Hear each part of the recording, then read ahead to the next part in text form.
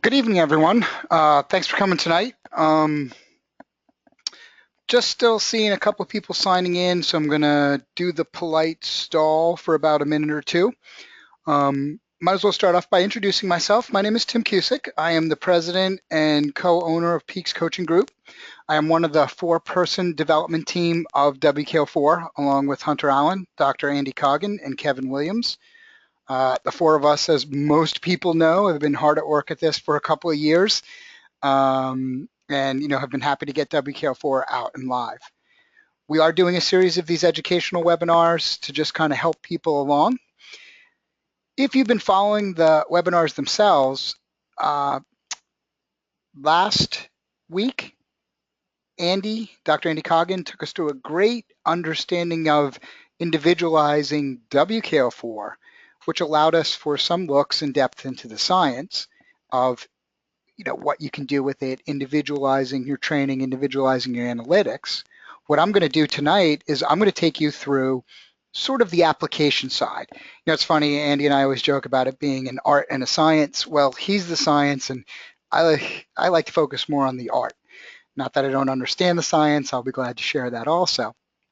In tonight's presentation, I'm going to be showing you some unique charts or reports. I have them all packaged in a folder. If you guys want them, just email me or email Peaks. Just email info@peakscoachinggroup.com, and I'll be glad to send them to you after the presentation. I actually think I could send them out just as part of your confirmation for being here. So if I can do that, I'll just put them in there. All the charts are in the folder, so it can be a lot of stuff. All you have to do is drag and drop them out. Some are chart packs, some are charts, but then you could have everything you see here tonight. Okay, I'm going to jump right in because I think that's enough stalling. I see actually do still see people joining, but fine, let's jump in. Okay, so we're here to talk about individualizing your training tonight. To start that, I want to give you a little background. Again, I'm going to focus a little more on the art and the application than the science. So let's just look backwards a little bit. We'll really start talking about all this interesting stuff we've done with data analytics and WKO and TrainingPeaks and other programs out there. We just have to understand that there's been an evolution of data over time. The reality is that, you go back to running and cycling and everything, data tracking basically started with time, pace. It then eventually evolved to heart rate, and then it evolved to power measurement. Now, don't get me wrong, there's plenty of other supporting information and items like that, but at the core of the evolution of data are those three. The reality of using time and pace and heart rate, it was trailing data. And since it was trailing data, analytics were very challenged. It was a very challenging process, to complete analytics because you're really looking at an effect happening first and this data happening later. Where power reversed that paradigm, power is leading. I push harder on the pedals, I produce more power, hopefully. So, and excuse me here a second, I'm actually closing the window to my office. And it's given us the ability to really evolve analytics. As power came about, we really ended up with this on-the-bike power measurement, allowed for some significant advancements. I mean, suddenly we had power meters on our bike and we had head units that gave information. It gave us instantaneous feedback to performance. It's kind of funny, you didn't have that before power. Time wasn't, speed sort of was, heart rate sort of was. Power and some of the relating metrics to it are instantaneous feedback and have really been a benefit. This allowed increased accuracy of data, superior post-effort analysis, and it allowed us to develop supporting measurements where we're able to compare data. And that's really important. If you look at a lot of what's happened in training, in endurance sports training, a lot of it comes from the fact is we're beginning to understand each other and comparative data. We're beginning to understand the universe of human athlete much, much better. So we're able to compare efforts, riders, performances, data, and stuff. Just taking a quick sidebar because I see more and more people coming in now. If you guys want to, in my presentation style, I do not mind questions. I should have put the slide in here showing how to ask questions, but in your little gray box, you have a tab that says questions. If you open it, you can type a question. I tend to stop at certain points as I go through the presentation and answer questions. Because I hate when you have a question right now and I go 10, 20 more slides on and it's not pertinent. I don't feel like I've answered it for you. So feel free to ask questions as I go, and I'll gladly answer them generally as I go. Sometimes I might parking lot the question because I know I'm about to answer it, but otherwise than that, I'll answer it as I go. So back to this. Now we have this great data. We're gathering, beginning analytics. We're beginning comparisons. We're doing things. From that, we have the emergence of this functional set of uses of data. And this is really where, Dr. Andy Coggan and Hunter Allen and Kevin Williams, were at the forefront of this. I think what Andy, who kind of drove the science, and Hunter, which did an excellent job of application, really drove here is they made it functional. And suddenly what happened is this lab, this testing function went out of the lab. It got out of some static, environment, and it went on the road. It became something that you could utilize and anybody could access at, a reasonably low threshold of pain. Yeah, it was complex in the beginning and there's a lot of numbers and what was it doing? So we basically took this data and we developed a functional science. And that's what you're still using today. We have a functional threshold power. It's not lab-based. It's really just based on performance. You don't go and ride a bike as hard as you can. Somebody puts a mask over your face and you breathe into it, and then they prick your finger and you bleed into that. It's just based on performance. You're on the road. You're doing this functional science. Normalized power was an outgrowth of this desire to be functional. We wanted to better understand the physiological demand of varying power. So normalized power came to life, again, making it more functional. Training stress score came to life. And this was a general quantification of training load, basically putting a score to training load and allow us to functionally track that as we went. And then over time, the performance manager chart gave us more and more insight into how that tracking would go over time. These functional uses led to better, more customized training for the individual. So suddenly we've got this data and we're starting to understand people, the human being better. And now we're making this functional science so more and more people can understand it. And what was the evolution of training? This was in the early 2000s.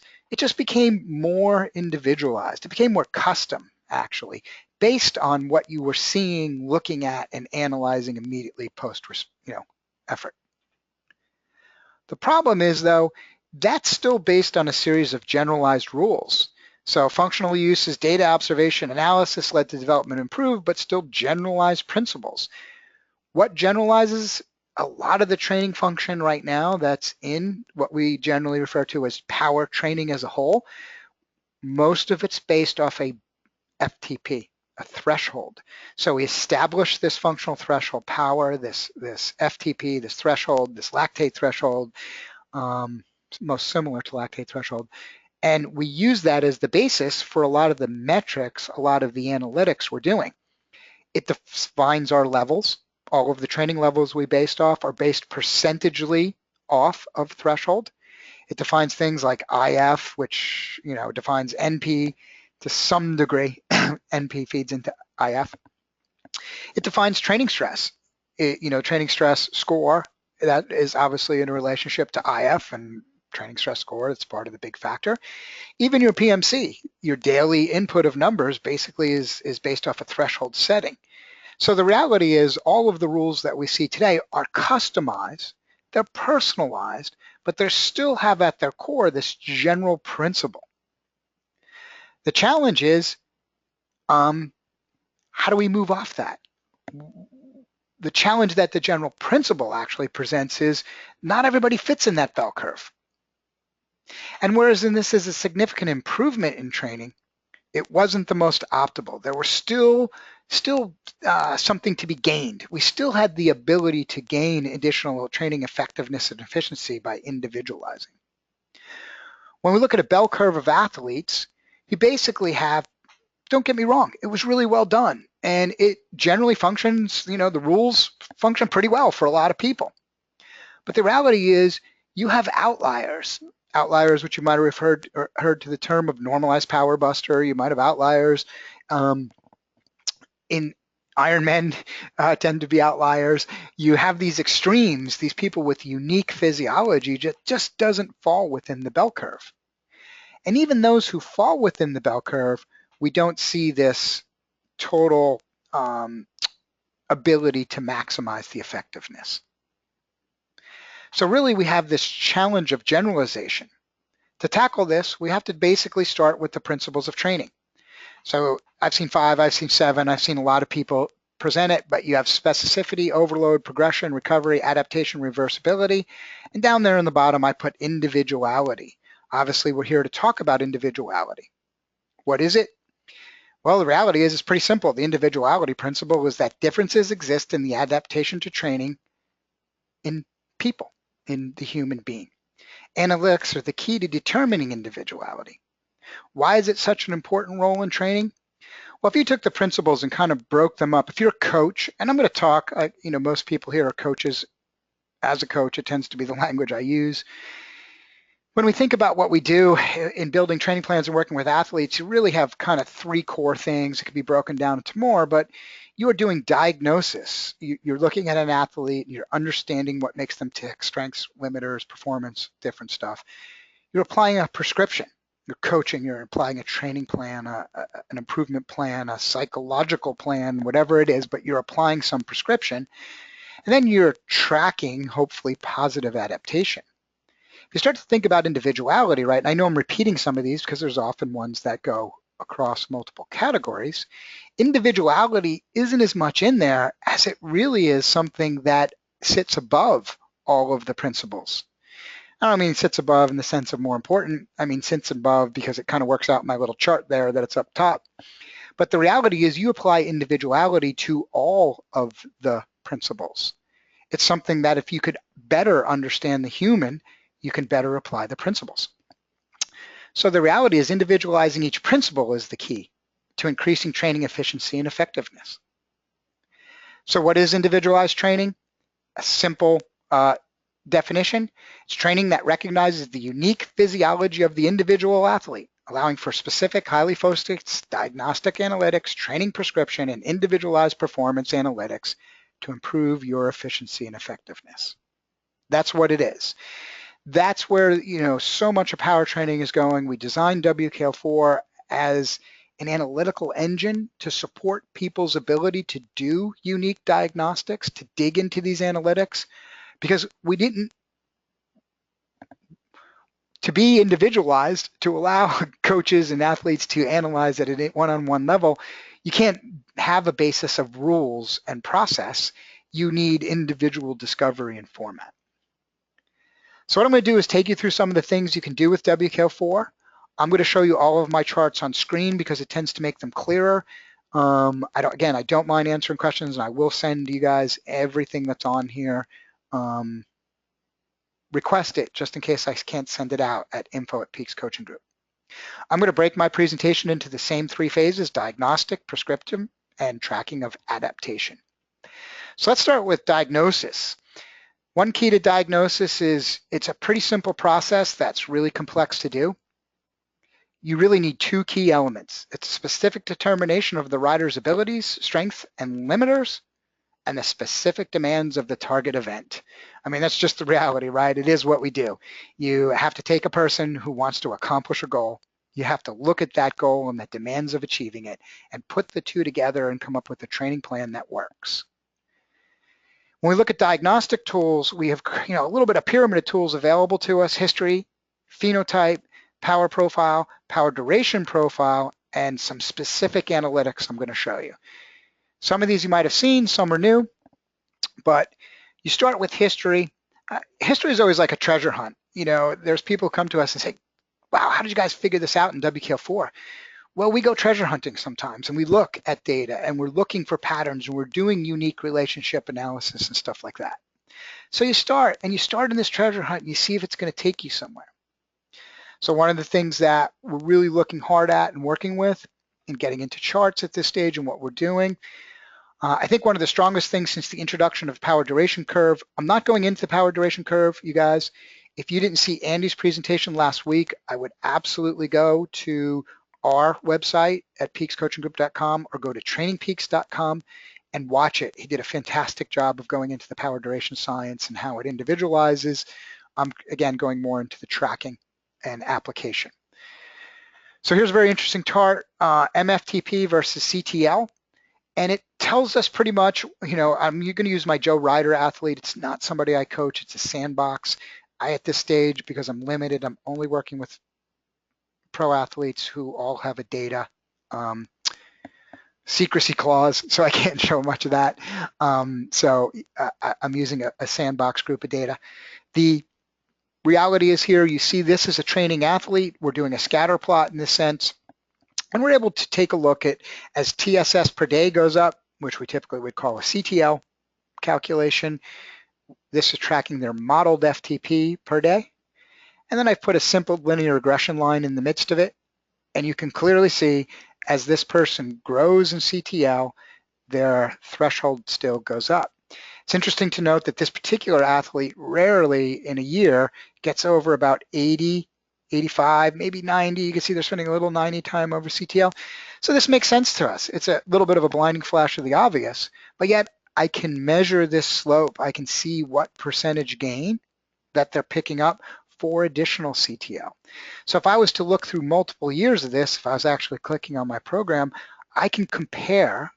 By holding command click down, I would be able to compare a couple of these years. I'd be able to look at the data they did and really begin to understand the history. How much improvement in threshold does this athlete gain for improvement in CTL?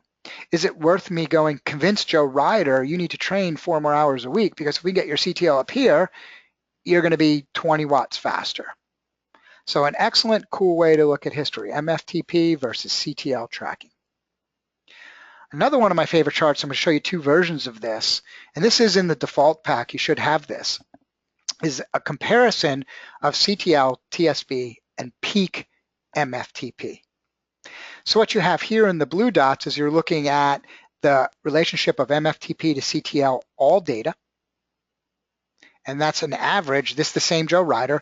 He averages, and this is 2014, so a different year, 58 TSS per day for this year.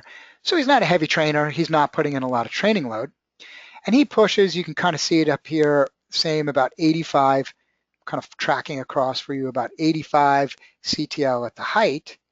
And we see his top 10 points of threshold, modeled threshold, come at about a 79 CTL. Well, that's to be expected. I mean, again, you have somebody who doesn't have quite the time to train. So the more fit, the more training this person can get in, they definitely seem to continue to be responding to the stimulus of duration because they're increasing. You see these top 10 performances out here, top 10 threshold, modeled thresholds, based on a higher CTL than average. That makes sense. And they get some of their best. They're a -7 TSB. So that means, like most riders, they tend to perform better with a little fatigue in their legs. They don't need to be totally fresh, or they can be overly fresh, but he's certainly not fatigued. He's not in the big negative numbers. Reality, like I said, for this athlete, this is a matter of gaining fitness and duration. You would project that if this person simply continued to gain CTL, they would continue to gain threshold, modeled threshold. So their threshold performance will continue to improve. But what if we looked at that at a high volume athlete, somebody who trains significantly more? Can we understand breakpoints? Do we understand the relationship between high CTL training and performance? Well, here's an athlete showing the same data. The average CTL for a year is 134. Same report, different data. Their top 10 come at 143, and after I copied this, I noticed it's hard to see, but I do happen to coach this person, so I know the answer. She spends a lot of time over 145 and a decent amount of time over 150, which would be about that line right there. So we see a point of diminishing returns. Training, and this is often a pro reality and should be a rec reality to some degree, depending on how much training. When I say rec, I mean a category racer or a performance rider. You want to drive to a slightly higher CTL and taper down. Well, I actually can tell right in this chart, if it was live, I could tell you what the high points are, what we're training to, but that she doesn't perform at her best at our peak training load. She needs to taper down a step. That needs to come down some before we see best performances. And she actually has a broader array of best performance. You know, one of the things you can look at too is how these things cluster together. So she has a broader array. Her daily average TSB is -17, right? So she spends a lot of negative time. She's a pro racer, spends a lot of time racing, as you would imagine, doesn't get that much recovery. But the reality is for her to pop off her best, I know it's a little hard to see, but that's a -3. So this gives me really good insight. You know, this gives me some insight here to help somebody without a high training load, but it gives me really good insight for training targets and individualization. I very specifically know where to target this athlete annually. We've been able to test through kind of what's the peak, what's the point of diminishing returns. I'm not guessing, I'm working towards known goals. Individualization at its best, if you think about it. Sometimes we talk about situational individualization. So what do I mean by, you know, situational history really, but how that affects your individualization? We all know we train and perform in an environment, right? And that environment has factors that we often can't control. Terrain, temperature, elevation or altitude. There's factors, humidity. There's things that we measure. I mean, think about how many people on this call, on this webinar have a Garmin, and you look at temperature, you measure it, and Garmin wants to report it everywhere. Have you ever done anything with that data? You get altitude and you probably look at it, but have you ever done anything with it? What this chart is showing, and I built this with Joe Friel. Joe works on aerobic efficiency. He's written a lot of stuff on that. Anybody can go look up his articles, and I'm sure everybody here is probably pretty familiar. So we tracked efficiency for this athlete. So the top is tracking their EF in red and blue. The blue represents their greatest 20, where they were most efficient. So you see it not happening here. You see them getting fit. And I could put a slope line on this, and you would guess it goes up. This athlete took some time off in the summer, so they missed a chunk of riding. But actually, they were able to come back reasonably fit. Again, this is what we call a sandbox athlete. I just might not have that data, but I think you still see the pattern in it. But what if I said, was that efficiency affected by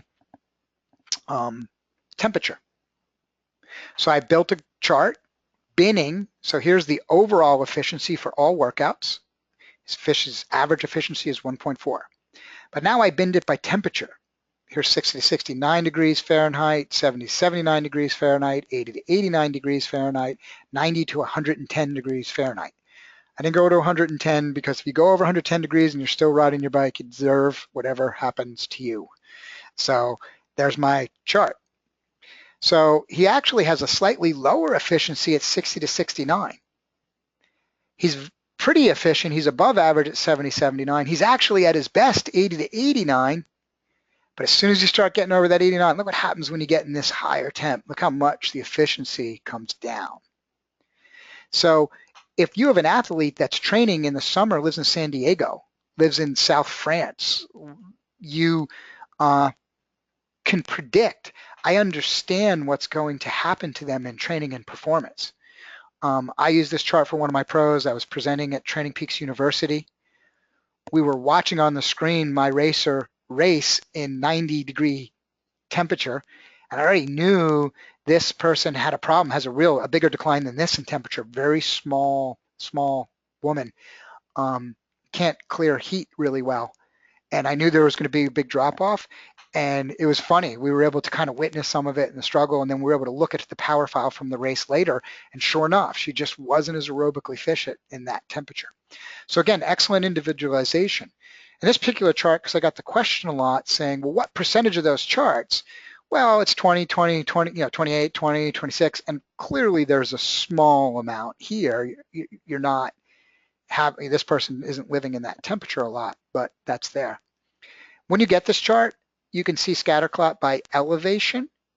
The chart pack that you have will bin the same effects, aerobic efficiency and elevation. And I bet you everybody here would know that the higher you go, the lower your aerobic efficiency goes, but that's not universal.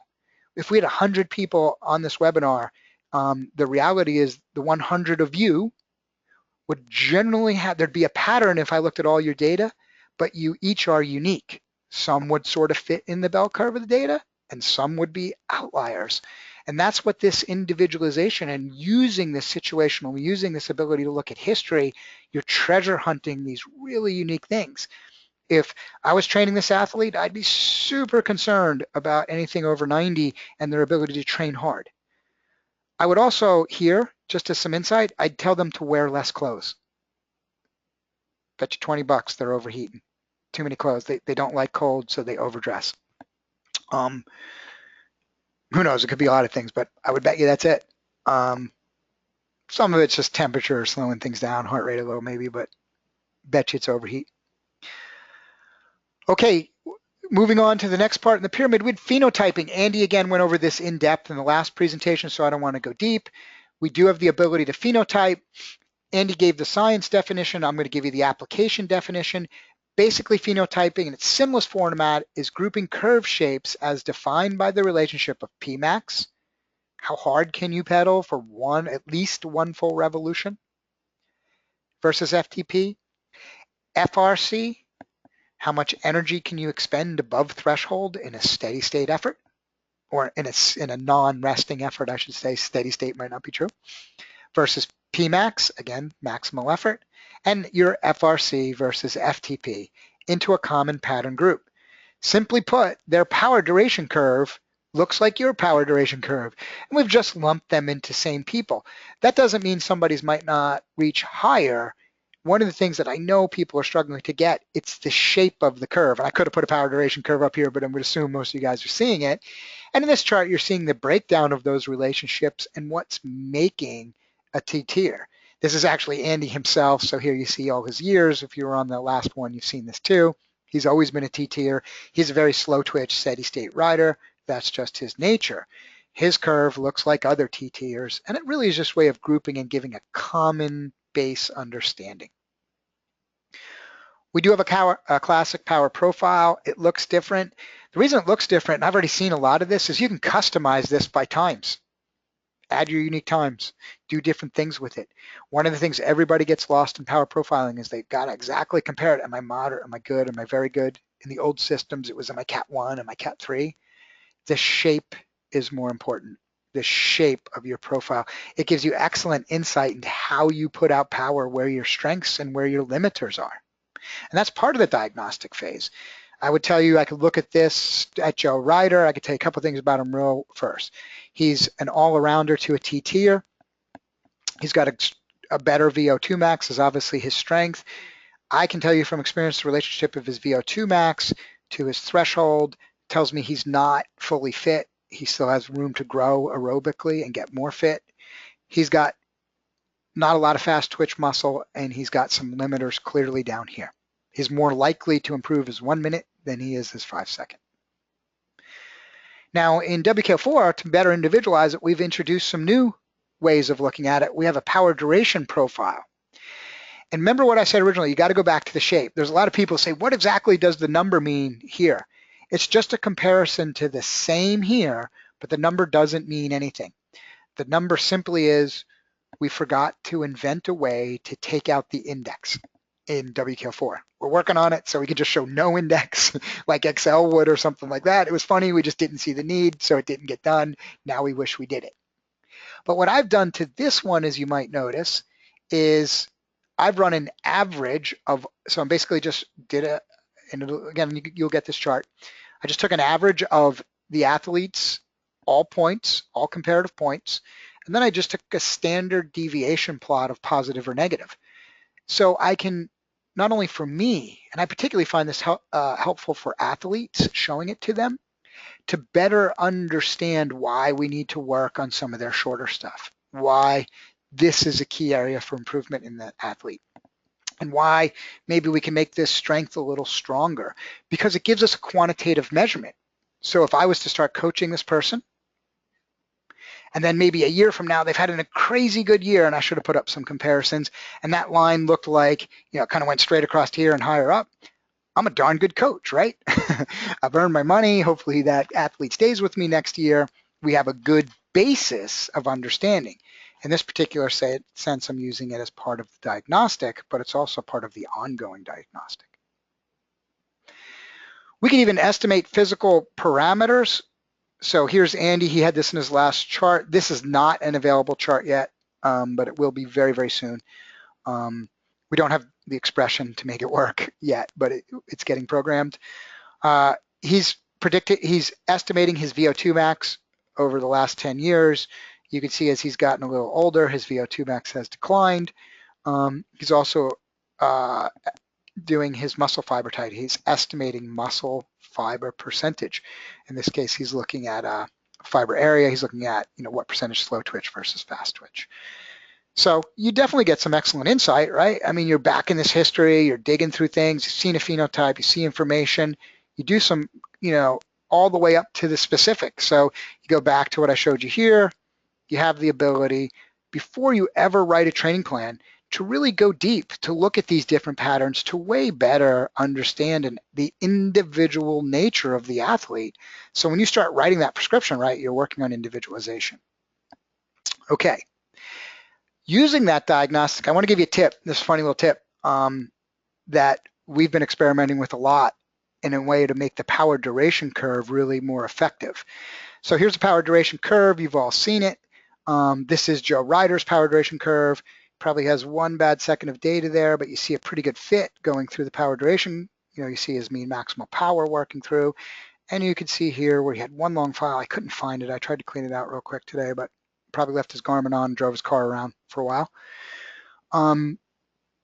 Now, we have this traditional process where most people know power training. We go out and we test, right, at 5 seconds, at 1 minute, at 5 minutes, and at 20 or 60 minutes. The same profile as originally showing you. Here's a cool little experiment you guys can do, right?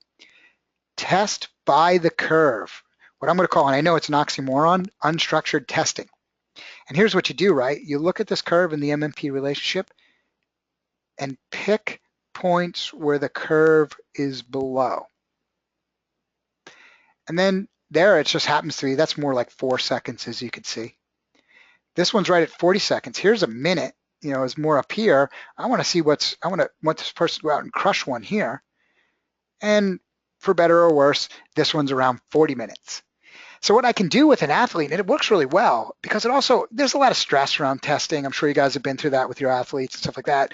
They get test anxiety, right? They're freaking out about a 20-minute test and I'm not going to do well and I don't know. And then they don't perform well. And you as a coach have to be like, wow, I know you're in better shape. You end up estimating threshold based off that. And, you're working through it anyway.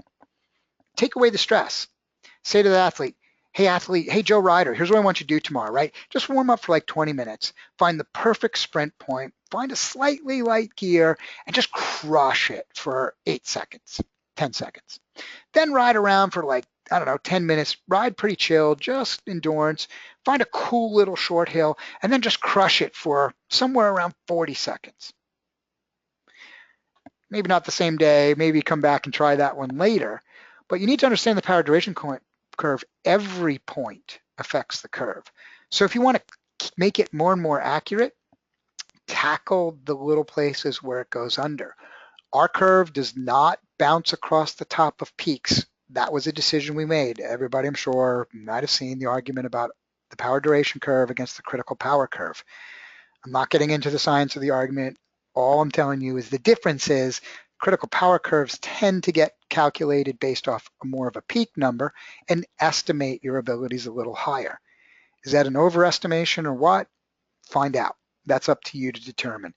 But you want to make your power duration curve more accurate. It responds to what I'm just saying now is unstructured training. If you do that over time, as that curve, as the mean maximal power tends to what I call waggle, like some days it's here, then you push it over here, right? And this is going to go under. And then it's kind of like whack-a-mole testing, right? And then as soon as this goes under, you test this, maybe it goes under here, and then this goes. And that's you just to add as part of your harder training some unstructured testing, and you end up with a very accurate model. So cool little way to look at that, a cool little way to improve your diagnostics. If you inherit an athlete and you're just starting to work with them, they have like a big gap here and a big gap here and a big gap here, you could test those right away. If you're using WKO4, go out tomorrow and ride your bike that way. find one or two of your points, go out and kill it. Because it doesn't mean everything's going to go up. It means it's going to be more accurate. Every point in the system, every point in the curve affects your threshold. All right, let's move on to prescription. When we start talking about prescription of training, right, here is a classic. I would imagine everybody in this webinar has seen this zone. This is your FTP Based Power Training zones. They're Andy Coggan classic zones, as we call, and Hunter and Andy have done a lot of work on these over the years. Basically what these zones do, these training levels, these were always meant to be training levels, is they give you a percentage of threshold power. Again, note, outside of neuromuscular power, which is really not a training level. They all give percentage targets based off a threshold, and they all have a fixed relationship to time. I have a range of power, and I have a range of time to make these effective. Well, interesting there is if I took those percentage zones, and remember, they're bell curve. The reality is if everything's based off 100% threshold, right? That means everybody's going through the same transitions percentagely based off that threshold, even if they make power a little different. So if I took those zones and I applied it to two different athletes, so here's Joe Ryder, here's his zones, and you can see he's got a lot of space up here. He actually, his percentage zone, and his threshold is set at 240 versus 229. I set it at 240 to make this comparison I'm going to show you. So yeah, it's 10 watts off the model, but I'm more trying to make the comparison work because the next one I'm going to show is also a similar threshold. So we're seeing that you basically, this person is very flat here in the curve, but they move slowly through their threshold zone, but they move pretty quickly through these VO2 max zones, and they have a lot, what looks like a lot here. Notice that the peak power is right about 800 watts. So you have a scale of approximately 100 to 800 here. This person is a classic T-tier.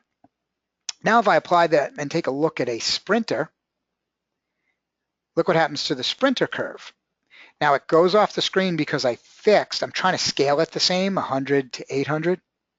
But since it goes off the screen, it kind of makes the scale blocky, but I think you guys will get the point. Look how quickly this sprinter actually moves through level 4. They don't have a lot of curve there. Remember, that was longer and slower for the other rider, where they're actually, as they start going into above threshold performance, they're longer and slower through higher zones, and then clearly peak higher, stuff like that.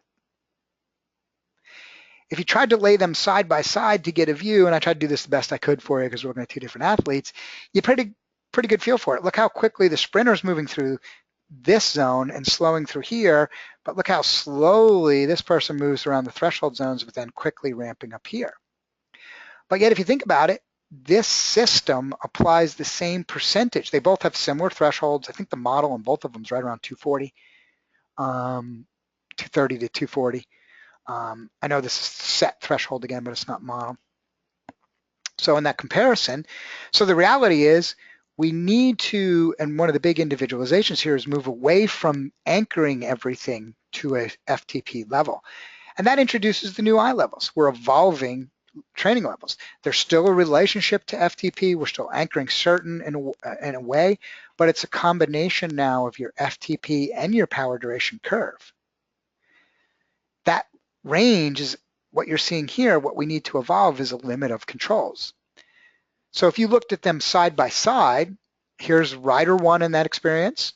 So here's their classic training zones. Their threshold zone in classic was about 237 to 276. And then here you have FTP and FRC FTP ranging from about 222 to 246. But then as you get into higher FTP and you're accessing, what anaerobic contribution to making, threshold slightly above or supra threshold effort, 246 to 404. So we suddenly are seeing big changes, a more delineated, more zones more ability. And we're seeing now, once we got above threshold, because we understand FRC, we're able to apply optimal times. Look at some of these time ranges. So this particular rider has a very long transition from threshold into in threshold FRC zone. So the reality is, it's interesting, right? This is the sprinter. So I know people are going to jump on that right away, and this is, oh, you have to uncouple your brain from everything being based on a percentage.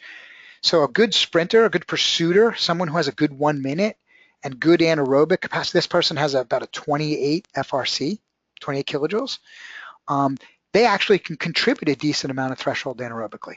And the best way they're going to actually perform towards threshold is that they're getting that good contribution. Don't get me wrong, you're not riding it anaerobic. It's not what I'm saying. It's just you're able to tap and use that contribution. So you can bump along because your threshold's a little lower, your pure threshold's a little lower, but you tend to be able to do super threshold for a little bit longer.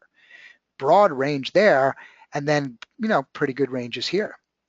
You go back and look at rider 2, similar numbers again that you see up here. Look at their threshold, 218 to 254. So I forgot, I used a slightly different, more different than I thought, but I think again, you're getting the point. Here you're seeing it, look at what begins to happen when you get here. Dramatic differences, 50, 70 watts. This person's more of a threshold base. They're slower moving through these high zones. They're only gonna, we see a different time prescription, a best in time prescription for them.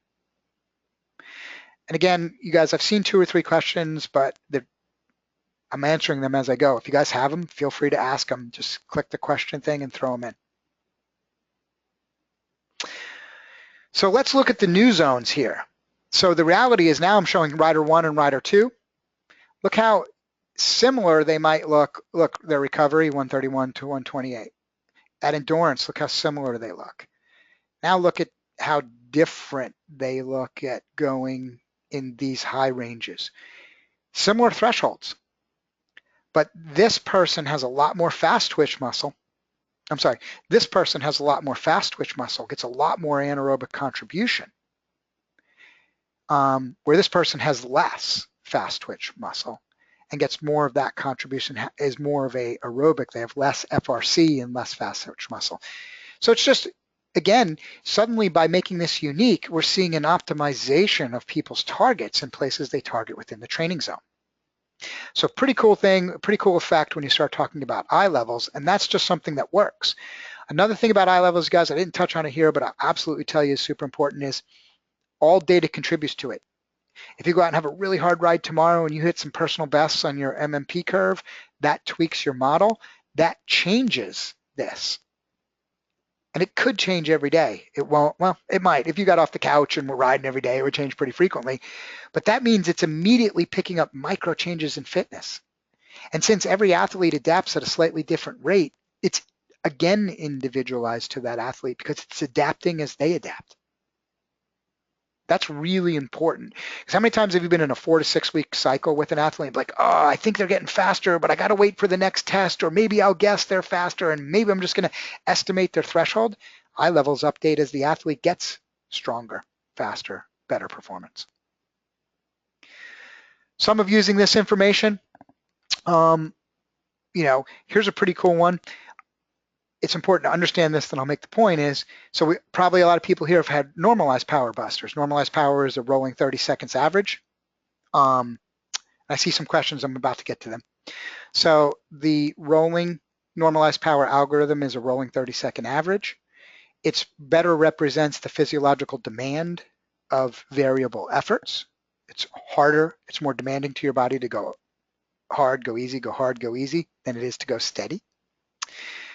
And some people with high functional reserve capacity, high W, are normalized power busters because they can go hard, and they recover. Their W recovery there is very quickly. So there's a chart. Here's identifying normalized power busters. So if you see somebody ticking over this line a lot, they're typically a combined sprinter pursuitist. They have a very good recovery rate. I haven't seen one under like a 26 FRC. They always have a very high FRC. I've not seen any low FRC normalized power busters and you shouldn't, based on my guess. So I can identify this athlete as a normalized power buster. Now, for you guys that have been using power for a while, the problem with normalized power busters, right, is they screwed up this chart. Because, and I can tell you actually, just to give you insight, that the red one was me. I'm the normalized power buster, so I know this one really well. It's one of my things, and Andy and I have worked on this for years, and worked on the sense that I harass him and he tries to figure out ways to solve it. I can't use traditional threshold. In a steady state hour, I can produce about 275 to 280 watts.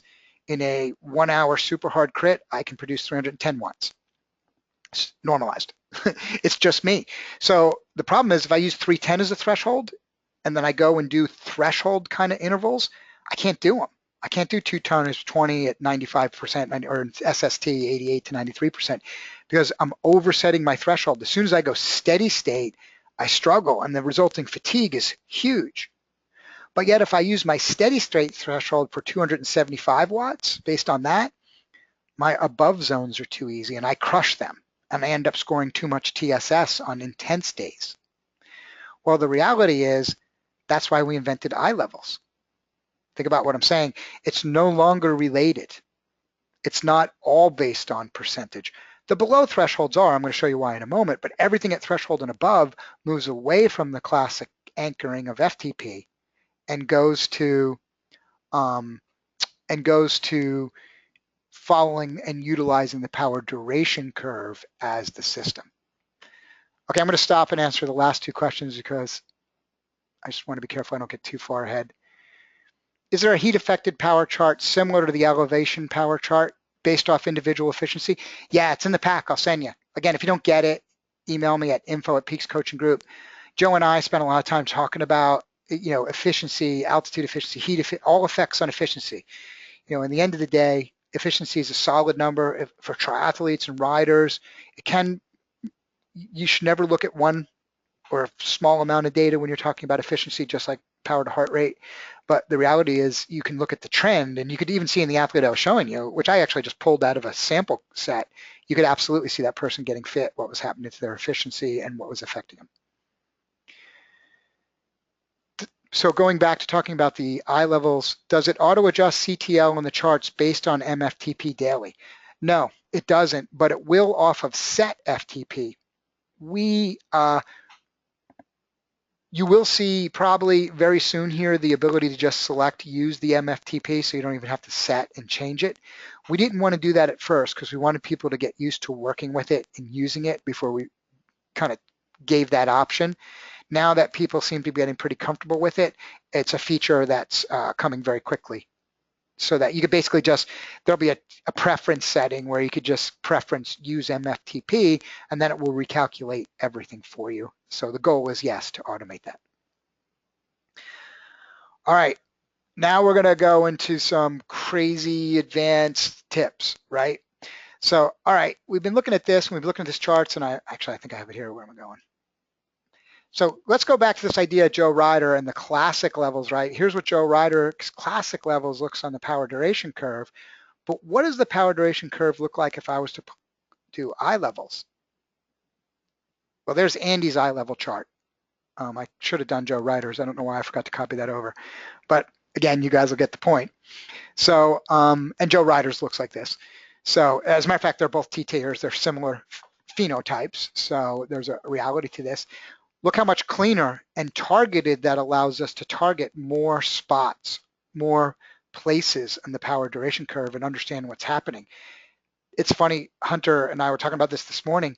There's dead spots in the classic. If I was to really expand this and just zoom that you never end up working in. Where here you see this excellent range of recovery, it gives a coach the ability to be more descriptive and prescriptive in their review and prescription of training, right? So now the reality is, though, if you look at iLevels, I know you do have a range, right? And there's a time range and what can be a reasonably broad power range. So how can you really zone and hone in? Well, you can do what we call power duration curve intervals. So this is super secret. You guys are seeing this before anyone. And you are going to get this pack if you email me, and hopefully I can send it. Not percentage, oh, I mean, I'll send it to you, but I'm going to try to send it out just as your message when it goes out. It's not a percentage of anything. It's based off the relationship of the power duration curve. The percentage of repeatability is going to be narrow. And it's something you need to test. We're working on a way to automatically test it, but it's something you want to validate. So everything I show you, I tested with, not with the sandbox athlete I'm showing you, but I use this system for my athletes. And again, I would show you my athletes, but I asked them all if I could share data. They're all very, more and more pros are becoming data guards. They don't want their data anywhere, and I always respect that. It also has both some physiological specifics and some psychological stuff, what I'm about to show you. It really is a confidence builder. So you start thinking about the power duration curve, right, as a whole. So here's our red line, here's a power duration curve. And you start thinking that people are out there doing intervals at variable lengths of time. It's actually easy enough to create targeting as a curve under a curve. So what I simply did, based off, I took a power duration curve, I tested repeatability in an athlete, and I said when I'm doing intervals of Pmax to FRC efforts, so I'm going back to, I should have put this there, what this looks like, so I'm in this zone right now. Pmax, again, is not a level. Just like, it's just maximal. It gives you some insight into time, how long you should go maximal, but the reality is it's maximal, so you don't, it's hard to prescribe. Your prescription is go 690 watts for 10 seconds. But here you start having true training zones, and there's time ranges. So what I do in the charts, right, is I test repeatability of efforts. I create a very tight high-low. The number of repeatable percentage is much higher than you think. It tends to be in the mid-90s. I create a very tight range.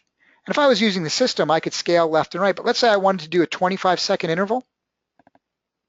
The high for this athlete, for Joe Ryder, for a 25-second interval is 530 watts. I'm sorry, the low is 530 watts, and the high is 542 watts.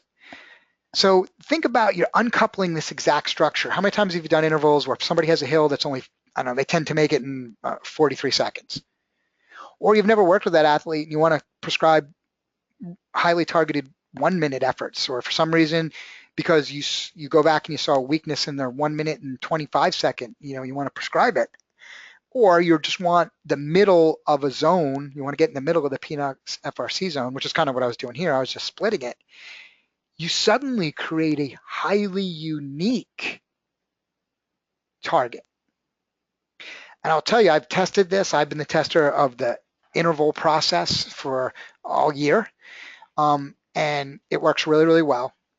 It tightens the range of intervals so your athletes don't go too hard too or too easy. It also builds confidence in a way when you're sharing this with your athletes, because they're like, wow, I can, I've hit this other, I've hit that other, the system is saying I can hit it, and you'd be surprised how with a little bit of confidence they go out and do it. It narrows the range of performance and it makes sure you're maximizing. Here's the shortest time I should do an FRC and here's the longest time I should do an FRC. Now I stuck those lines in there just as lines, but just to give everybody an idea. But the reality is I can scale up and down this and the up-down changes, right? You can clearly see it's following the power duration curve. So then I built a chart for each zone above threshold. So there's when I'm targeting my pure FRC zone. So let's see, I want to do a 1 minute and 59 second interval that is in the FRC zone.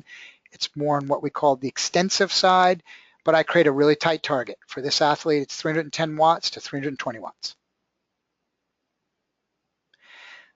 Let's say I want to do FRC FTP. You notice the lines are getting closer. You would think maybe it would go the other way, but test your athletes on repeatability, and you'd be surprised how tight this repeatability is when you start getting to a more steady state effort, when you're moving down the curve. Easier to do almost, but harder, I shouldn't say that, harder to do, but easier to repeat. So here in the middle of their FRC FTP zone, I pick a 10 minute. So I want this person 10 minutes. What am I targeting? Well, 243 to 248. Same idea for if I just want them to do FTP work. And that's always a little, you're now getting to the point where FTP is intersecting, the power duration curve, so it's a little more mundane. And Duncan, I see your question. I'm going to answer it in 1 second. Finally, why are the lower ranges under threshold? Why don't we individualize those? Well, actually we do. The old system does really well. This is variance for those levels. Look how tight the variance is. You just don't see a lot of it. It's really close. We'd go through a lot of effort to try to give you an individual target, and it would be like 2 watts different. The reality is at sub-threshold efforts, let's just roughly say 95% and below, the variance is super tight. But as soon as you start getting threshold and above, look how big the individual, and when I mean variance, I mean individual variance between people, between humans. You see it getting very, very big here and could be as much as ranging from 500 to 300%. You're talking about a significant change in power as a percentage of threshold, 200% variance. So you'd see why it's important to normalize this, to make this individual, and this already sort of is individual, right? The classic zones, the ability to make it functional like Andy and Hunter did, worked. Where it doesn't work as well, as efficient, or as effective as above. So the question I got was define repeatability. We are going to go deep into that, Duncan, in one of the future ones. There's 2 types of repeatability, right? One of the things we're going to start teaching people as intervals is the difference between intensive and extensive. I'm sure everybody can quickly wrap their head around what that means, but there's a different repeatability around for intensive versus extensive. But again, it's going to be something you're familiar with because it's a languaging thing. Intensive is maximal effort, long recovery, because what you're doing, if you think about it as a curve, is you're trying to move the curve up. So if I'm trying to improve this zone, you have 2 ways you can improve this training zone. I could move it up. Think about pulling it up, pushing it up to the ceiling. Well, the way you want to do that is do intensive, really close to the line intervals with longer periods of rest, 3 to 1s, 2 to 1s, 4 to 1s even, depends what you're doing. So 4 to 1 being 4 times the ratio. If you did a minute on, you're in minutes, I would say as much as 6 to 9 to 1. A lot more research is showing the benefit of high intensity training with long recoveries, something track peak guys have always known to some degree, but it's showing some benefits. Extensive, and think about this, right? You could also move the curve to the right and improve the zone. So extensive is the idea more classically as we think about intervals where you're a minute 59 on and a minute 59 off. How you test repeatability and is your athlete is, and use my estimates, that's how I did it. I actually just started testing 95% repeatability. So this curve basically is the power duration. The blue is the power duration curve formula times, I forget exactly what it is here, 0.95 and 0.93. The range is much tighter when you test it. So then I have the person test that, and once they do one set based on your guesstimate, which would 93, anywhere from 93 to 98% is a really good starting point. You'd be surprised. You will immediately know what they can and cannot do. You'll be able to look at the file, you'll see their degradation, and you don't even need a fancy chart for that, even though we are working on ways to measure it. But you'll see it intuitively, and you'll be able to say, man, I need to be 3% lower. And by the second adjustment, you usually have it. Because the model's so accurate, it really hits the numbers that, once you prescribe it and get what they really do, because they'll do one. I wrote a really cool article. I've tried to bust the model time and time again. And about 3 weeks ago, Andy dared me to go out and do a 1 minute and 48 second maximal. Or was it like a 1 minute and 28 second maximal? That's what it was. Just because I had a blip in it, and I actually posted it on the WKO4 Facebook site. And sure enough, I couldn't exceed it was within 5 watts. As a matter of fact, it was within 1 watt, the first test I did. So with high accuracy, the percentage, you start with the set point, and then you test what they can repeat based on the protocol. Okay, so repeatability for X number of intervals. How are you choosing X? That's a good question and kind of goes deeper into the art. I would say, so on my program, I have a go home line, right? So think about this. I could have showed you guys this. So imagine I run a solid line here that's like bright green, and it's 5% below the low. So once somebody loses about 5% on an interval, then they're pretty much done. So often what I'll do, Duncan, to test what my starting point is have them do intervals to their power drops 5% below the low. Then that's my establishment of basis in history, right? There's no better indicator than performance. But now I've got this cool power adding all these individual other performance points I can utilize based off one or two simple tests. So you can quickly start to see how applicable it could be, because once you do that test once, the percentage of change isn't going to be greater out that much greater here versus here. All you need is one set of intervals, somewhere in the curve up here, and suddenly you're going to know that athlete's repeatability. I'm going to tell you right now, the higher their FRC, the higher the above threshold repeatability is going to be. By definition and just by experience, that's exactly what happens. If the FRC is lower, I literally coach a pro athlete, a very successful one, former world champion, and still looking for a world championship. Second one, whose FRC is like 8.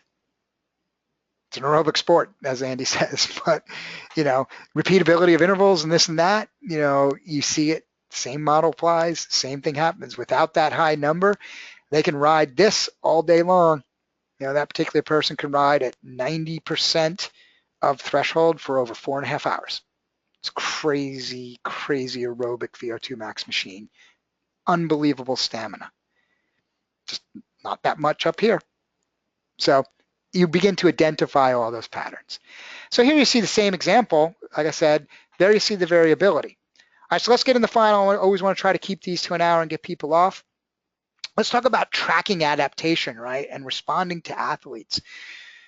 There's this thing, and we teach all our coaches this, right? It's so important that you think about this to some degree. This is my bell curve, but I know it's not really a bell curve, so I tried to actually make it feel more like the universe. So when you look at athletes, right, let's say this is a universe of a bunch of cyclists, and you could say triathletes or whatever. I just use cycle image because it was easier. And you have a bell curve.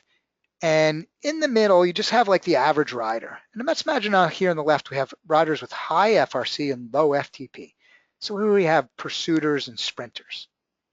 And here we have athletes with high threshold, but really low FRC. Here we have time trialists and climbers. We have steady state. And somewhere in here, you have a mixed, right? So you tend to have an all-arounder. All-arounders tend to kind of live in here when it comes to phenotypes. And the reality is there's a lot more people in the middle, not a lot, who knows, maybe it's 60%, and then you break out these people who have more of these extreme kind of profiles. Well, you pronunciate a little more over here than you do here in the world, but that's a reality of it. The funny thing is when you start looking at them and you're coaching them, this group in here tends to have a more, I actually used the wrong word, I should have used more predictable, it's never predictable, but a more predictable response to training. You apply a dose, you prescribe a dose, and the response, they do the work and they adapt and they get the response that you generally predict. But the reality is, as you start moving out into the more unique athletes, you kind of go through two transitions. There's some people who are, mixed responders, MR, mixed responders. And those mixed responders sometimes respond to, let's say you're targeting a limiter. So you're doing some training saying, oh, gee, I have to take this person who has lower threshold, and all we're going to do is threshold work. And sometimes they respond to it. And even sometimes they're just pure non-responders. There are just some people they're just born to be on the track. And no matter what you do to build their threshold, don't get me wrong, you always move at some, fitness pays, blah, blah, blah, but the cost benefit of doing all that work isn't there.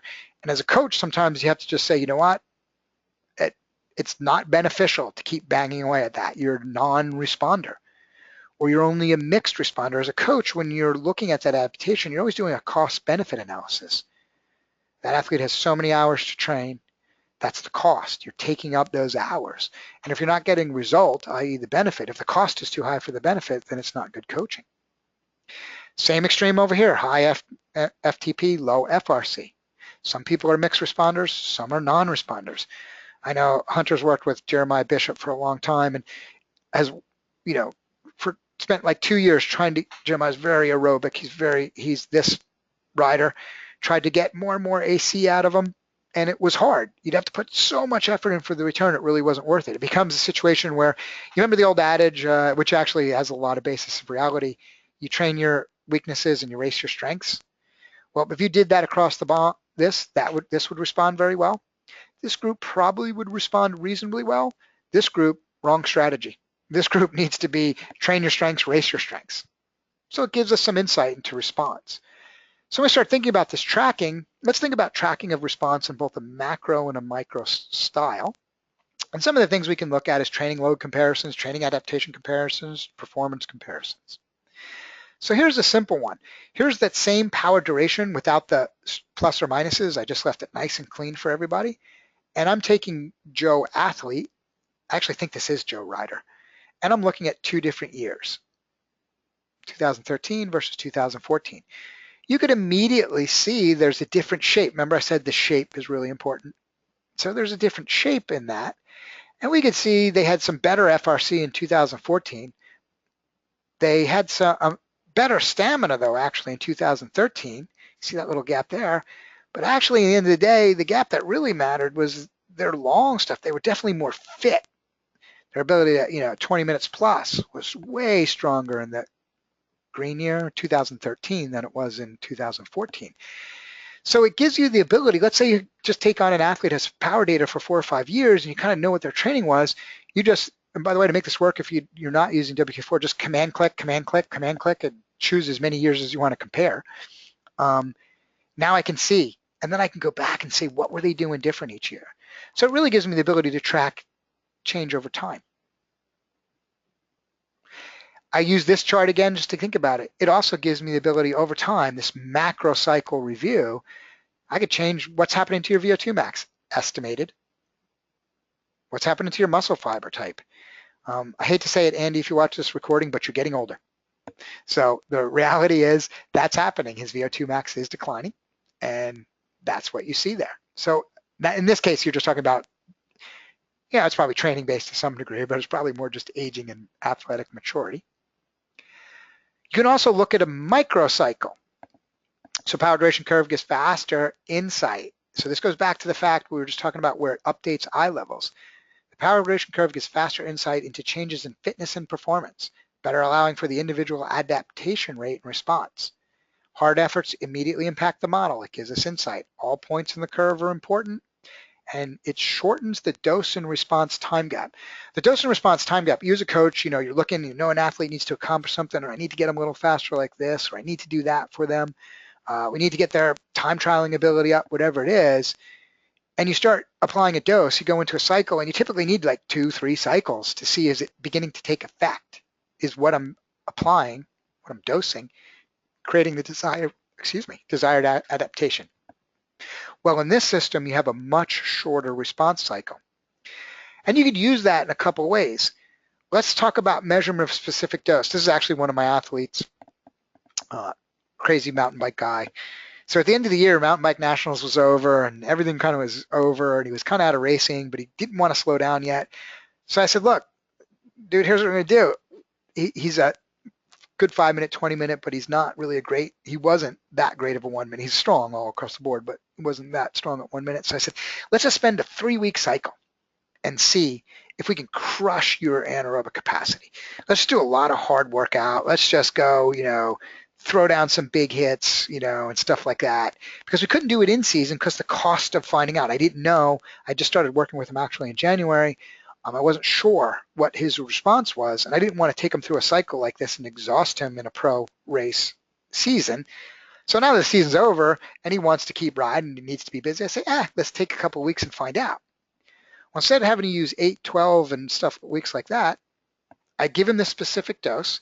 He's got bad data in here, but it's the consistent bad data. It's a device problem.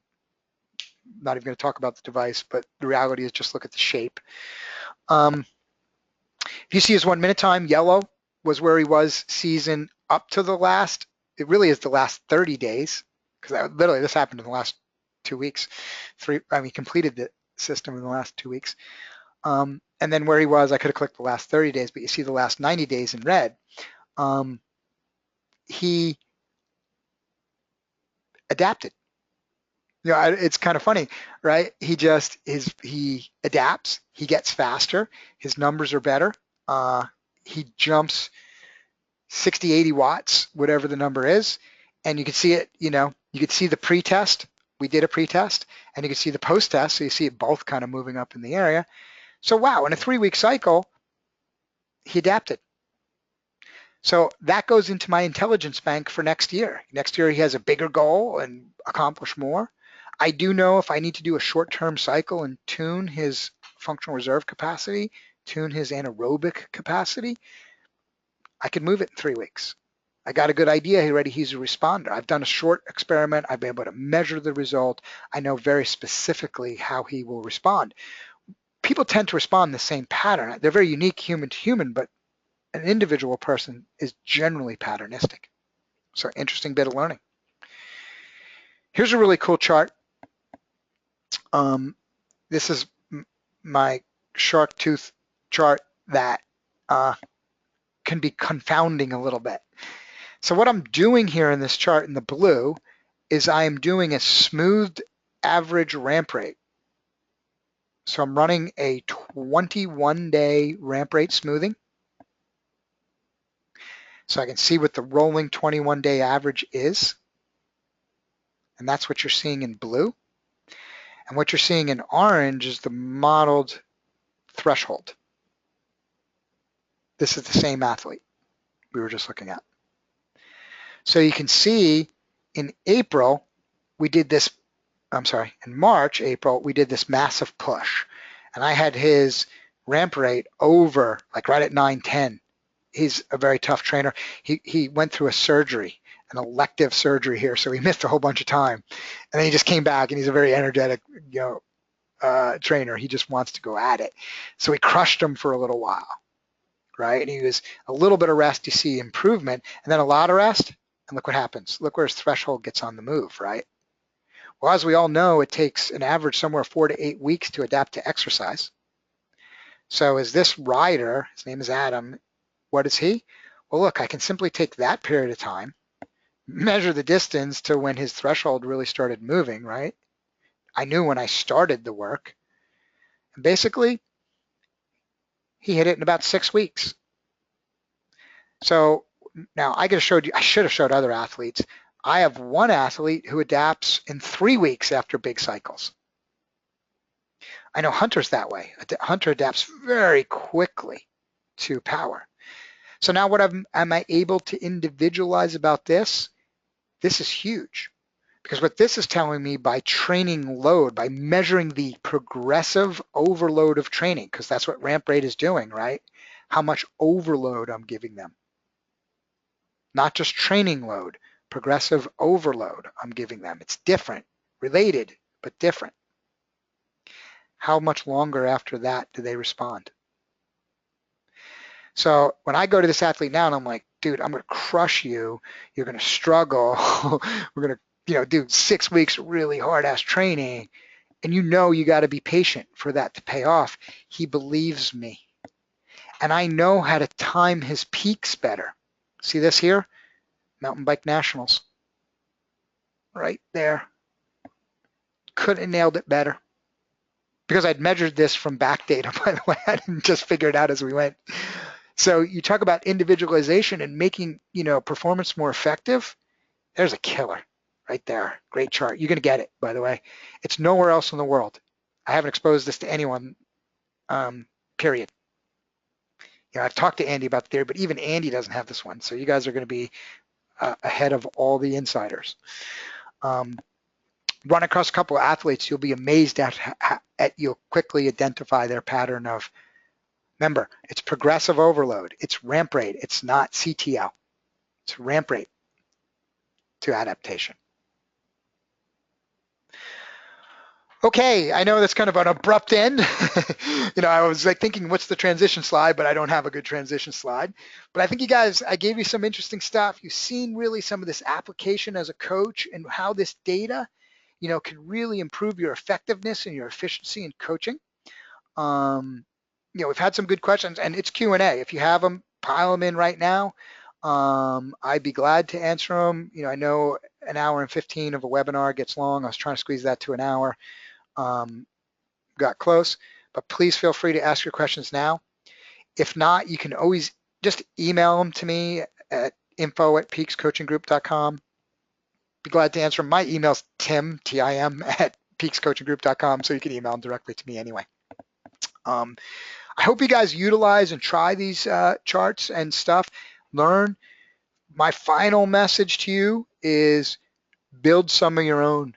When we built this WKO4, we went through a tremendous amount of effort to make it an analytical engine because we wanted coaches and exercise physiologists and people to come up with their own ideas. Not that we don't have ours, you see a bunch of ours, right? But any one of you on this meeting could go and replicate anything here. We just, we went on our treasure hunt. We just started thinking and we experimented and whatever. And that's the power of it, that this is a tool.